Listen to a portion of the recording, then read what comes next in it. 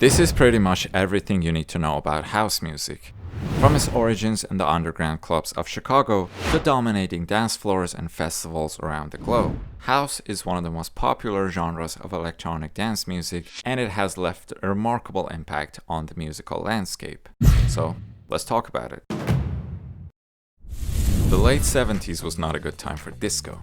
It was losing its popularity day by day for different reasons. And at that point, there had been a lot of negative comments about it for a couple of years. It got to a point where nobody really wanted to do anything with disco. It was facing a lot of backlash and criticism without any good reasons. Perhaps one of the biggest blows it got was the famous disco demolition night, which I don't want to get into in this video because it's been talked about a lot, but you should totally look it up. It was a chaotic event that, in many people's opinion, marked the end of an era. And all that noise did its work, and by the beginning of the 80s, that golden age of disco was pretty much over. But of course, not entirely. Because when we talk about a musical genre, especially a genre that's just had years of mainstream presence and audience, we're talking about memories that have been made, communities of people who share the same taste in music, and physical records that have been bought and are obviously still gonna be listened to. A lot of musical genres have faced challenges at times, but challenges don't end up completely destroying genres. They often help the genre to evolve or maybe take on another form. This was also the case with disco, and it didn't take a long time for it to rise from the ashes. All it took was a handful of creative minds who knew their way around new technology and were comfortable playing music for smaller crowds. And this new wave that they started was going to turn into something as big as the world itself.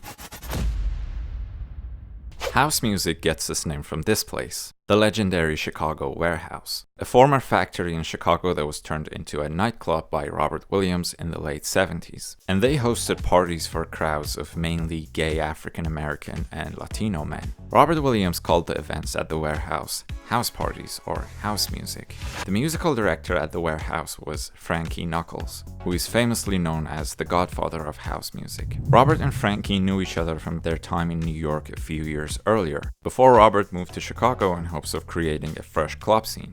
When he opened the Warehouse, he asked Frankie to be the musical director, and long story short, Frankie moved to Chicago and started playing full-time at the Warehouse. In the beginning, house music borrowed a lot of elements from disco, the most important one being the famous 4-on-the-floor beat. If you don't know what that is, here's a basic example of how it sounds. You might recognize this beat in many disco tracks. It's very simple and very danceable. And in the early days of house music, producers kept using this beat and they made it on drum machines. Now, on a drum machine like the famous TR-909, you can sequence drum loops and you have many options in terms of how the beat sounds. It goes from natural sounding drums to more machine-like drums. Producers can also add more percussive layers to the beat and play around with the swing to make everything sound groovier and more interesting. And it's because of all this that drum machines were a revolutionary technology and became a powerful tool for electronic music production. And besides drum machines, this was also the time where synthesizers were being used a lot more than before to create deep and powerful electronic bass lines and more vibrant melodies. And on top of all that, sampling played a big role in house music. One of the things that some of the pioneers of house music did was that they started taking little snippets of music from other songs that sounded interesting and created exciting loops with them. This resulted in tracks that were repetitive and yet exciting all the way through, perfect for dancing at a club. So when it comes to the sound of the music, these are some of the biggest factors that gave house music that fresh character. By the mid-80s, house music had spread to other cities across America. The scene was getting bigger and new subgenres were emerging. For example, this is when Deep House was born. If you want to know how Deep House sounds, check out these iconic tracks. And by the late 80s and early 90s, house music was gaining a global audience. It went from America to the UK, France, Italy, and very soon all the rest of Europe. And each country and producer added their own twist to the genre. The timing was right, the technology was there, and the audience was very enthusiastic about it. And as a result, we got to experience all sorts of different variations of house music. By the way, if by any chance you were lucky enough to experience house music live back in those days, Please let me know what it was like. I really enjoyed reading people's stories about those early days. Anyways, these are only some of the subgenres of house. I'm gonna give you a brief explanation of each one of them, including some example tracks for each subgenre. French house is best known for its heavy use of filters and phasers, especially on the vocals. This makes the vocals sound robotic, and is also very loyal to the sampling tradition in house music. The samples are often from funk and disco tracks. Here are some examples of French house. Italo house is a mixture of Chicago house and Italo disco. It's a more melodic type of house, and it relies on piano chords and uplifting vocals. Here are some example tracks. Progressive house is a bit closer to trance, in the sense that it doesn't sound funky and disco-oriented like some of the other subgenres. It has more plucky electronic arpeggios and lush pads, and is very atmospheric. Also, progressive house tracks are usually longer and they build up over time. Here are some examples to check out. Acid house is more about texture than melody, and the defining characteristic of the subgenre is this very special synthesized bass sound.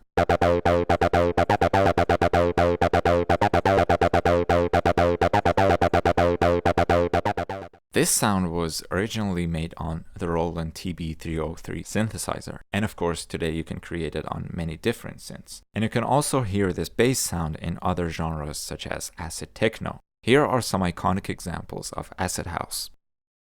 Future house is a more modern subgenre. It comes from the UK, and it's a mix of garage and deep house and elements from newer electronic music sounds such as hard-hitting basses and pop vocals. It's also known for exciting drops and is one of the more mainstream subgenres of house. Check out these tracks to get a better understanding of future house. If you're interested in exploring more subgenres, here's a list. To be honest, I wanted to include this section to the video to touch on the future of EDM as a whole. Every time I go through the history of a genre, there is a starting point where the general form of that genre is created. And then there is the evolution period of that genre, where it goes through different cultural and regional phases. Metaphorically, it's like the genre putting on different costumes. And often there is an alternative domain in every genre, which is all the experimental work. And I think this is the back end of every genre. I mean, even house itself was an experiment at some point. And then, as a genre goes through all its different forms and phases, it gets to a point where the borders between genres are not too defined anymore. And I feel like this is the case for a lot of mainstream electronic music nowadays. This doesn't mean that the genres have lost their identities completely, but at the moment it's often more about the artist than the genre, in the sense that your favorite EDM producers probably make all sorts of different music. So if I have to guess, I'd say that the future of house music is going to be what we've known so far as house, plus elements from other genres. I'd like to know what you think about this. If you have any predictions about the future of house or EDM in general, let me know in the comments. If you enjoyed this video, consider subscribing to my channel. Your support would help me reach my goal of creating a community of music lovers here, so I would really appreciate that. And if you're into more than just electronic music, tell me which other genres you'd like to see me cover. At the moment, I'm thinking about getting into soundtracks a little bit. I'd like to make videos about cool soundtracks from movies and shows and games and talk about all the details. I thought that would be interesting, so let me know what you think about that too. Thank you for watching. See ya.